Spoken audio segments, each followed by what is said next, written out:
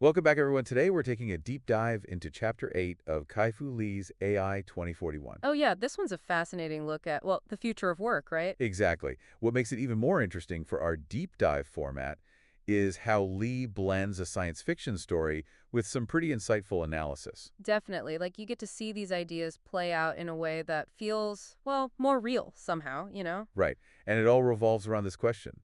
Will AI be the big job savior everyone's hoping for, or will we all just end up like, well, hamsters on a wheel? Haha, that's one way to put it. Constantly chasing after the next skill only to have it automated. I can see why people would worry about that. Absolutely. So to kick things off, Lee drops us right into a sci-fi story. We meet Jennifer Greenwood, whose life's been turned upside down by AI. Oh, yeah, her dad lost his job to automation, didn't he? That must have been tough. Really tough. So she ends up at this company called Sinkia, basically a job reassignment firm. They're promising solutions, but Jennifer's understandably skeptical. I mean, who wouldn't be after seeing what her dad went through? It's like you'd want to make sure these solutions are actually real, right? Exactly. But then this other company, Omega Alliance, pops up claiming a 100% job reassignment rate. Wow, that's a bold claim, especially with unemployment being such a global concern. Right. So Sinkia starts investigating, trying to figure out how Omega Alliance is pulling this off. Both companies are competing for a huge contract with this construction giant, Landmark. Oh, so the stakes are high. Super high. And Jennifer gets caught in the middle of it all when she becomes the personal assistant to Sinkia's CEO, Michael Savior. Ah, so she gets that insider's view of the whole corporate battle. Exactly. She's digging through research, trying to unravel Omega Alliance's secrets. And this is where it gets really interesting. What happens? So Jennifer teams up with this construction worker, Matt Dawson. He's been invited to test Omega Alliance's program, but he's a little wary, understandably. Yeah, I mean, if my job was on the line, I'd be cautious too. Right. So Jennifer convinces him to basically go undercover, document his experience. Now, that's some next level corporate espionage. What do they find out? Okay, get this. Matt ends up in this virtual reality world where he's doing all these tasks. Feels like he's being productive. So this is pretty cool, actually. Like, maybe the future of work is all virtual. But here's the catch. It's all a simulation. Like there's no real-world output, no actual product or service being created. It's just the illusion of work. Wait, seriously, so they're basically just keeping people busy? That's what it looks like, and that's what Jennifer and Michael discover. They confront Omega Alliance about it. I bet that was a tense conversation. Totally. But Omega Alliance defends their approach, saying that in an AI-driven world, work has to evolve, even if it means embracing this, well, artificiality. So it's like a philosophical debate about the nature of work itself, huh? Exactly. Is a fake job better than no job? What does that say about our values? It's heavy stuff. Really makes you think. So what happens next? Do they expose Omega Alliance? Actually, no. Michael realizes that fighting this change isn't the solution. He proposes collaborating with Omega Alliance instead. Oh, interesting. So instead of viewing them as a threat, they're trying to find common ground. Yeah. The idea is to use that VR tech for real skill development, connect people with actual tasks that have real-world impact. That makes a lot more sense. So it's about leveraging AI to empower people, not just distract them. Exactly. The story ends with them joining forces, creating a future where VR isn't just a distraction, but a tool for finding purpose. Well, that's a nice, optimistic ending. But I'm curious, how does this connect to Lee's actual analysis of the job market? That's a great question, and that's where we'll pick up in the next part of our deep dive. So that story was a good example of what could happen, right? Like, it really highlights the concerns people have about AI taking over jobs. Yeah, and Lee really digs into that in his analysis. He's not sugarcoating things. He acknowledges that AI is going to disrupt the job market in a big I way. And it's not just those, like, factory jobs, right? Right, it's not just about blue-collar jobs. We're talking white-collar jobs, too, like anything involving routine tasks, data entry, even some financial analysis. Wow, that's a lot of jobs. So what's the solution? I mean, is it just a matter of learning to code or something? Well, Lee argues that just retraining for the next wave of automation might not be enough. Like, what happens when AI gets even better at those new jobs, too?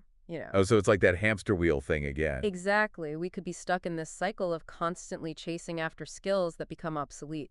So he proposes this framework he calls relearn, recalibrate, rebirth. Okay, relearn, recalibrate, rebirth. What exactly does that mean? So relearn is all about focusing on those skills that AI can't really master, those uniquely human strengths. Like what? Give me some examples. Sure, things like strategy, creativity, complex communication, social intelligence. Basically, the things that make us human. So it's not just about learning a specific technical skill. It's more about developing those, well, soft skills. Exactly, because those soft skills will be valuable no matter how much technology advances. Okay, that makes sense. So what about recalibrate? Recalibrate is about adapting to this constant change, you know? The job market is going to be in flux, new roles will emerge, old ones will disappear. We need to be flexible. So instead of clinging to that idea of a job for life, we need to be ready to pivot and adapt. Right. Think of it like this. If you're in customer service and AI chatbots start taking over, maybe you recalibrate by learning to manage those bots, you know? Oh, so you're almost like a supervisor for AI. That's interesting. Okay, and what about rebirth? Rebirth is the big one. It's about redefining what success looks like beyond traditional jobs. Like maybe you find purpose in social impact or creative pursuits or just lifelong learning. So it's not just about working for a paycheck anymore. It's about finding meaning and fulfillment in other areas of life. Exactly. And Lee suggests that AI could actually free us up to do that. Okay, I can see that. But to actually prepare for this future, we need to know what AI can't do, right? What are its limitations? Right. And Lee highlights three key limitations: creativity, empathy, and dexterity.